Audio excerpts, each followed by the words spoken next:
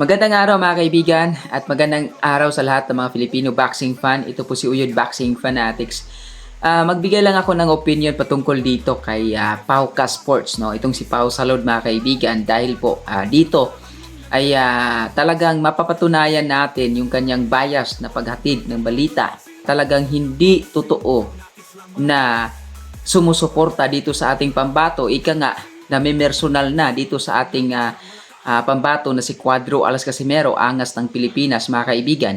Alam nating lahat na before the fight mga kaibigan, ay balita na rin natin yan na ay itong si Pauka Sports mga kaibigan, the remaining hours ni Cuadro Alas before the fight ay nag-reach out ito sa kalaban ni Cuadro Alas na si Saul David Sanchez at sinabi ditong ikinahiya niya itong ating pambato dahil hindi niya nakuha ang tamang timbang at hindi daw disiplinadong boksingero. Kaya sinabi niya kay Saul David Sanchez na ikaw ang mananalo.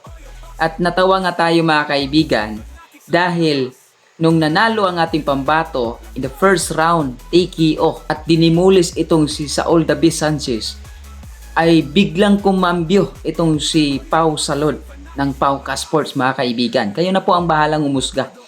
Biglang pumalakpak mga kaibigan at sinabing immortal na alas. Kung kayo ang tatanungin mga kaibigan, what if may isang katanungan kung natalo si Cuadro Alas, siguro pagtatawanan nila si Cuadro Alas at ipagmamalaki nila ang sarili nila na sila ang tama at maniniwala yung mga karamihan na mga boxing fan dahil natalo si Cuadro Alas. What do you think mga kaibigan? Kayo na bahalang umusga. At patungkol naman dito sa issue sa timbang mga kaibigan, makikita natin dito yung bias na balita nila. Dahil, kung isipin niyo mabuti, nung si Cuadro Alas Casimero mga kaibigan, ay under dito sa Treasure Boxing Promotion o TBP. Dito nga kay Masayuki ito. From Rio Akaho na fight, Ngitomba, Oguni, the 3 fights before Sanchez mga kaibigan, walang naging problema ni Cuadro Alas sa timbang. Nakuha lahat ni Casimero ang timbang. At pagdating dito kay Saul Sanchez mga kaibigan, dito lang po nagkaabriya. Pero ang tanong mga kaibigan, ito yung malaking tanong. Binalita ba nila yon? Pinag-usapan ba nila yung 3 fights ni Cuadro Alas na nakuha niya ang tamang timbang? Diba ngayon mga kaibigan, ang ginawa nilang issue is ang timbang. Ikinahiya nila si Cuadro Alas dahil hindi nakuha ang timbang. So what do you think mga kaibigan? Kayo na ang bahalang umusga. Kung itong si Pau Salud ay totoong suportado dito kay Cuadro Alas Casimero or bias talaga. At ang pangalawa dito mga kaibigan na nakakatawa, nung laban ni Cuadro Alas kay Yukinori Oguni, tinawag nilang buhay hingal si Cuadro Alas. Humihingal daw si Cuadro Alas. Kulang daw sa stamina. From 3 rounds to 4 rounds. Na hindi man nila inisip na nagdrama itong si Yukinori Oguni para huminto ang laban.